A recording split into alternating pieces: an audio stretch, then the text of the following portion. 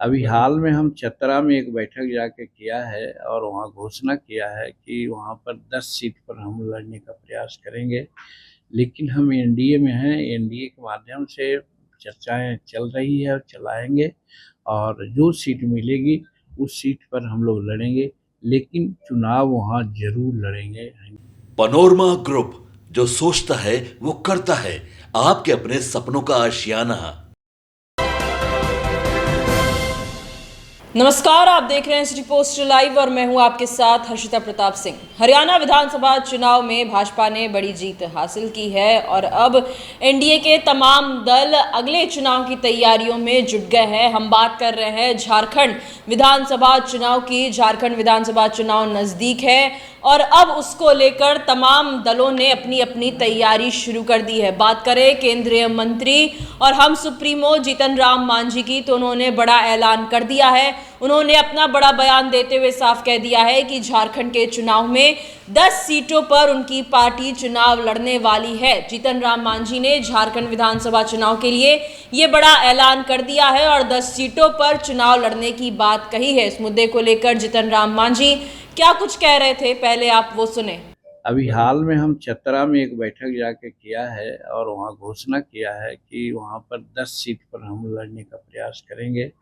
लेकिन हम एनडीए में हैं, एनडीए के माध्यम से चर्चाएं चल रही है और चलाएंगे, और जो सीट मिलेगी उस सीट पर हम लोग लड़ेंगे, लेकिन चुनाव वहाँ जरूर लड़ेंगे हिंदुस्तानी अवाम मोर्चा सेक्टर के।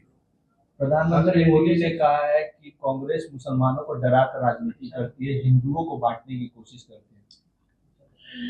देखिए, नरेंद्र भाई मोदी जी अभी वर्तमान में मैं समझता हूँ कि अलौकिक शक्ति से भरपूर हिंदुस्तान और भारत की सेवा कर रहे हैं। उनके मुखारबिंद से जो भी बातें उठती है, आती है, वो मौजू होती है, हिंदुस्तान के लिए, भारत के लिए लाभदायक होती है। आज कह सकते हैं कि कांग्रेस की बात जब वो लोग करते हैं, तो जम्मू कश्मीर में जब उन लोग प्रचार कर रहे थे कांग्रेस वाले लोग, तो क्या नारा दे रहे थे? JNK, मतलब कि पाक ऑक्युपाइड जो था, POK था, उसके बारे में उन लोग क्या क्या ना बोल रहे थे। तो वैसी बातें बोलना और फिर विदेश में जा कर के हिंदुस्तान के बारे में कुछ कहना, ये सब कोई राष्ट्रभक्ति नहीं है। वैसे लोग अगर कुछ बोलते हैं तो उनकी बात पर हम लोग भरोसा नहीं करते हैं, और उस चीज़ के लिए अगर नरेंद्र भाई मोदी जी ने कुछ कहा तो उन्होंने ठीक ही कहा है उन लोगों के लिए, कि वो लोग डरा करके राजनीति करना चाहते हैं। लेकिन अभी हरियाणा का चुनाव आपने देखा, कुछ नहीं चला उन लोगों को, और पहले के मनीष पर तीसरी बार वहाँ भाजपा की सरकार बन गई है, बनने जा रही है। मांझी जी, क्या लगता है आपको चिराग पासवान और रामविलास पासवान के असली उत्तराधिकारी नहीं है, क्योंकि आपने कहा कि पशुपति पारस असली उत्तराधिकारी है? ऐसा हमने कभी। प्रधानमंत्री नरेंद्र मोदी ने कांग्रेस पर बड़ा निशाना साधा था। निशाना साधते हुए कहा था कि ये लोग हिंदुओं को बांटने की कोशिश करते हैं। इसको लेकर कांग्रेस की ओर से भी लगातार पलटवार हो रहा है और अब इस पूरे मामले को लेकर जीतन राम मांझी की ये प्रतिक्रिया सामने आई। उन्होंने कहा, जिस तरीके से कांग्रेस ने POK को लेकर बयानबाजी की थी, जिस तरीके से कांग्रेस के नेता यानी कि राहुल गांधी विदेश में जाकर भारत की बुराई करते हैं, ऐसे में अगर PM मोदी कांग्रेस पर ऐसे निशाना साध रहे हैं तो वो बिल्कुल सही कर रहे हैं, कुछ गलत नहीं कर रहे हैं।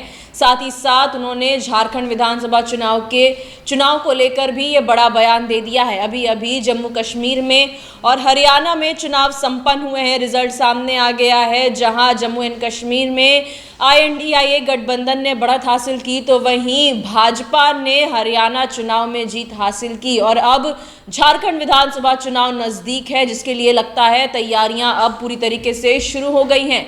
हम सुप्रीमो जीतन राम मांझी ने झारखंड में 10 सीटों पर चुनाव लड़ने का ऐलान कर दिया है। कहा है कि हम NDA की ओर से चुनाव लड़ना चाहते हैं, NDA के साथ रहकर चुनाव लड़ना चाहते हैं और साथ ही साथ 10 सीटों को लेकर अपनी दावेदारी पेश कर दी है। तमाम मुद्दों को लेकर और क्या कुछ कह रहे थे केंद्रीय मंत्री जीतन राम मांझी, ये हमने आपको सुनाया। फिलहाल इस खबर में इतना ही। आप आगे की खबरों के लिए देखते रहिए सिटी पोस्ट लाइव। धन्यवाद।